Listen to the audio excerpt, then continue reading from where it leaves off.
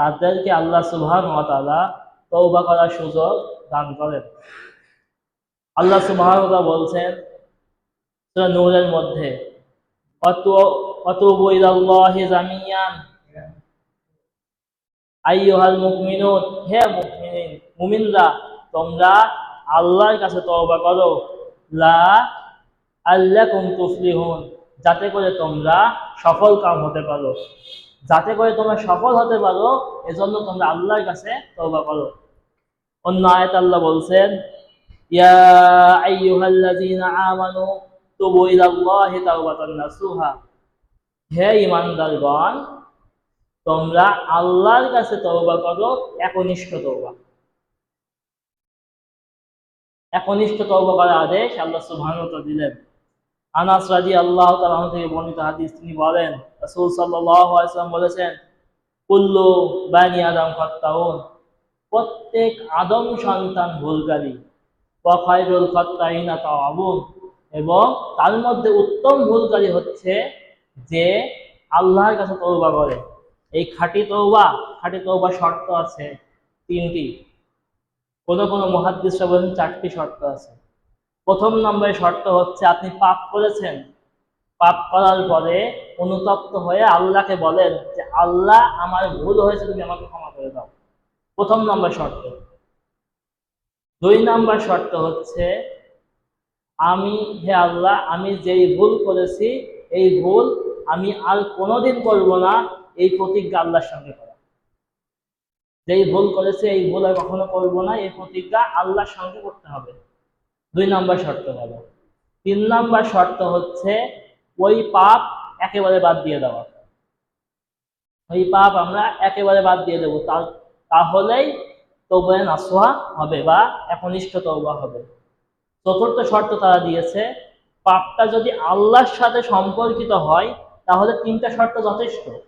এই 3টা শর্ত যথেষ্ট, যে গুনাহটা শুধু আল্লাহর কাছে, কিন্তু যদি পাপটা বান্দার সাথে সম্পর্কিত হয় তখন এই শর্ত 3টির পাশাপাশি আরো একটি শর্ত দরকার, যেই বান্দার সাথে সম্পর্কিত পাপ তার সঙ্গে মিটিয়ে নিতে হবে।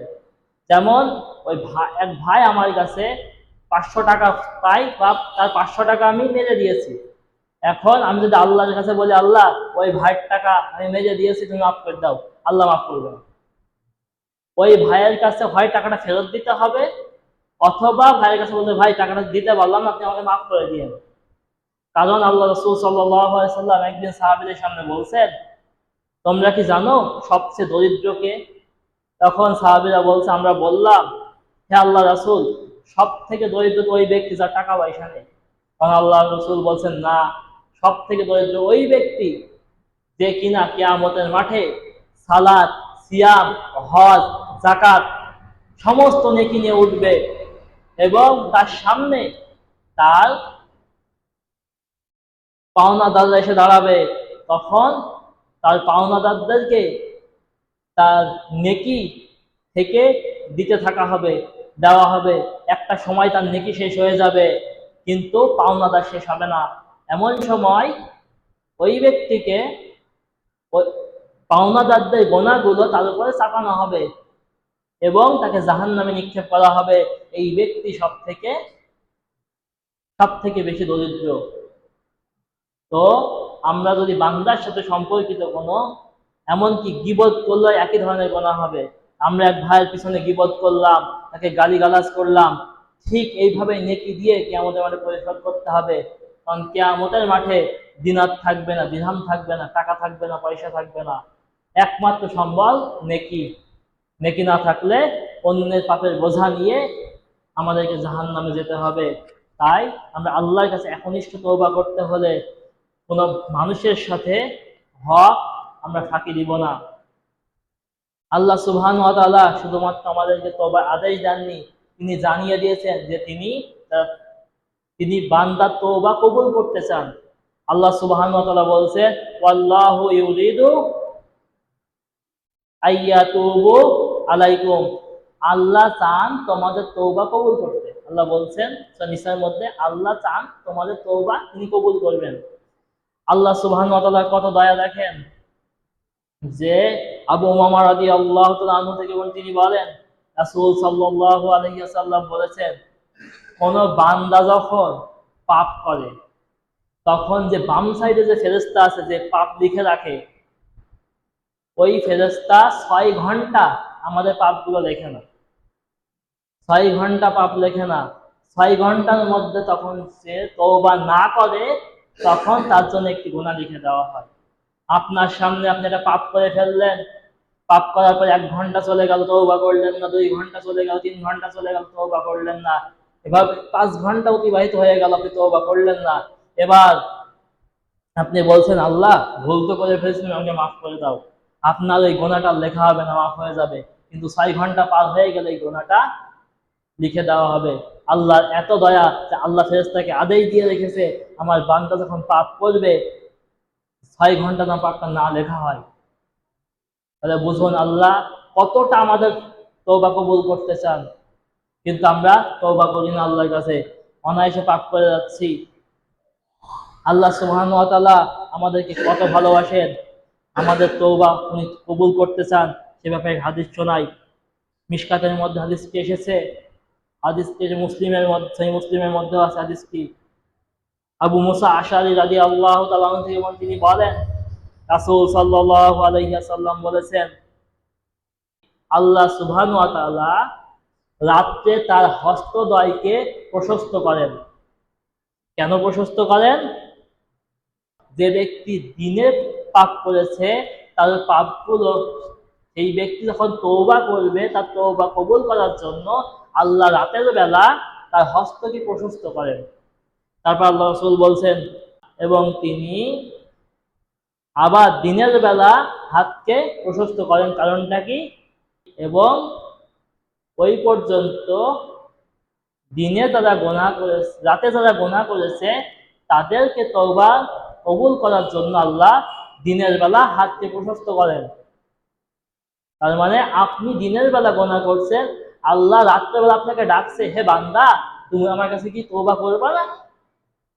আবার আপনি রাতে গুনাহ করেছেন, গোপনে কেউ দেখেনি, আল্লাহ সেটা দেখেছেন, আল্লাহ হাতকে প্রশস্ত করে আপনাকে ডাকছেন, হে আমার বান্দা তুমি আসো আমার কাছে তওবা করো। কতক্ষণ আল্লাহ এই কথাগুলো বলতে থাকেন, ডাকতে থাকেন, হাত্তা ইয়াতলুয়া আশ-শামসু মিনাল মাগরিবিহা, ততক্ষণ পর্যন্ত আল্লাহ বান্দাদেরকে এভাবে ডাকেন যতক্ষণ না সূর্য পশ্চিম দিক থেকে উদিত হয়। সূর্য এখন কোন দিক থেকে উদিত হয় বলেন তো? পূর্ব দিক দিয়ে। কিন্তু কিয়ামতের আগ দিয়ে সূর্য উদিত হবে পূর্ব দিক দিয়ে, না পশ্চিম দিক থেকে উদিত হবে। সেই সময়ের আগে যদি কোনো বান্দা তওবা করে, তার তওবাটা কবুল করা হবে। তওবা আল্লাহ সুবহানাহু ওয়া তাআলা কবুল করবেন, কিন্তু দুইটা সময় যখন চলে আসবে সেই সময় আর তওবা কবুল হবে না। যখন কিয়ামতের পূর্বে সূর্য পশ্চিম দিক থেকে উদিত হবে, সেদিন তওবা করলে তওবা কবুল হবে না। তিরমিজির বর্ণনায় আরেকটি সময়ের কথা এসেছে, যেই সময় তওবা কবুল হবে না, যে মালাকুল মউত যখন আমাদের রুহটা ধরে টান দিবে, টান মারবে রুহটা বের করার জন্য, মৃত্যুর যেটা কষ্ট, গড়গড়ানি শুরু হয়ে যাবে, সেই সময় যদি কোনো ব্যক্তি আল্লাহর কাছে তওবা করে, ওই তওবাটা আল্লাহ সুবহানাহু ওয়া তাআলা কবুল করবেন না।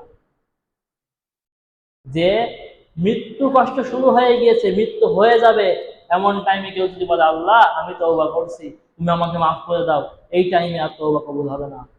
কারণ তওবা করার সময় হচ্ছে হায়াতের জিন্দেগির মধ্যে, আর যখন গড়গড়ানি শুরু হয়ে গিয়েছে তখন সেটা আমাদের আখিরাতের জীবনের সঙ্গে সম্পর্কিত হয়ে গিয়েছে, আমরা মারা যাচ্ছি, এমন টাইমে তওবা করলে তওবা কবুল হবে না। তওবাকারীকে আল্লাহ সুবহানাহু ওয়া তাআলা ভালোবাসেন, আর তওবা যদি কেউ করে আল্লাহ খুশি হন। আল্লাহ সুবহানাহু ওয়া তাআলা বলছেন, ইন্নাল্লাহা ইউহিব্বুত তাওয়াবিনা, যে নিশ্চয় আল্লাহ তওবাকারীকে ভালোবাসেন। তওবা করলে আল্লাহ খুশি হন।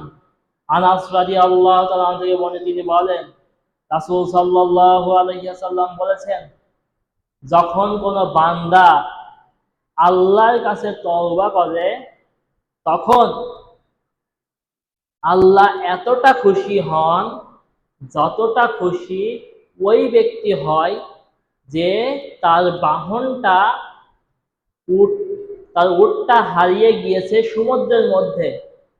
যে উটের উপরে তার খাদ্য ছিল, তার পানীয় ছিল, সেই উটটা তার থেকে হারিয়ে গেল। এমন সময় ওই ব্যক্তি আশা ছেড়ে দিল যে আমি আর বাঁচবো না, আমার খাদ্য নেই, পানি নেই, বাহন নেই, কিভাবে বেঁচে থাকা সম্ভব, বিরাট মরুভূমি। তখন সে ঘুমিয়ে গেল। ঘুম থেকে উঠে দেখে যে তার বাহনটা তার পাশে দাঁড়িয়ে রয়েছে। এমন সময় সে বাহনের লাগামটা টেনে ধরলো, আর এত খুশি হলো, সে খুশি হয়ে বলছে, হে আল্লাহ, তুমি আমার গোলাম, আমি তোমার রব। তো আল্লাহ রাসূল বলছেন, ওই ওই ব্যক্তি ভুল করে কথা বলেছে, খুশি হয়ে কথা বলেছে, তাই আল্লাহ তাকে মাফ করে দিয়েছে। আল্লাহ তাহলে কতটা খুশি! একটা একটা মানুষ যদি একটা উট ফিরে পেয়ে এতটা খুশি হন, তাহলে আল্লাহ তার বান্দা ফিরে আসলে কতটা খুশি হন। কারণ আল্লাহ সুবহানাহু ওয়া তাআলা আমাদেরকে সৃষ্টি করেছেন অনেক ভালোবেসে। আল্লাহ সুবহানাহু ওয়া তাআলা চান না যে আমরা গুনাহ করে আল্লাহর কাছে যাই আর আল্লাহ আমাদেরকে জাহান্নামে দিয়ে যায় না। মা আয়েশা থেকে একটি ঘটনা বর্ণিত আছে। মা আয়েশা রাদিয়াল্লাহু তাআলা আনহা কাছে একদিন এক ভিক্ষুক আসলো। তিনি তাকে একটি খেজুর দান করলেন। খেজুর দান করলেন, ওই খেজুরটাকে দুই টুকরা করে ওই ওই মহিলার সঙ্গে দুইটা সন্তান ছিল, ওই সন্তান দুইটাকে খাইতে দেওয়া হলো, খাইতে দিলেন। এটা দেখে আল্লাহ রাসূল সাল্লাল্লাহু আলাইহি ওয়াসাল্লাম বললেন যে, হে আয়েশা, তোমার কি মনে হয় যে তোমার কি মনে হয় এই মহিলা এই বাচ্চা দুটোকে আগুনের মধ্যে ফেলে দিতে পারবে? তখন মা আয়েশা বলছে, কখনো সম্ভব না। এই মহিলা কি তার সন্তানদেরকে আগুনের মধ্যে ফেলতে পারে? বলছে, এই মহিলা তার সন্তানদেরকে যতটা ভালোবাসে, আল্লাহ তার বান্দাদেরকে তার থেকে বেশি ভালোবাসে। আল্লাহ চায় না যে তার বান্দা একজন জাহান্নামে যায়। এজন্যই কিন্তু আমাদের দিক নির্দেশনা দেওয়ার জন্য আল্লাহ সুবহানাহু ওয়া তাআলা আমাদেরকে আল্লাহ রাসূলকে পাঠিয়েছেন, যে যাতে আমাদেরকে সঠিক পথটা দেখিয়ে আমাদেরকে জান্নাতে নিতে পারেন। আমাদের আল্লাহ রাসূল দাওয়াত দিয়ে দিয়ে ডেকে ডেকে আমাদেরকে জান্নাতে নিতে পারেন। কিন্তু আজ আমরা সেই রাসূলের আদর্শকে ভুলে গিয়েছি, এজন্যই আজ আমরা জাহান্নামের পথে পা বাড়িয়েছি।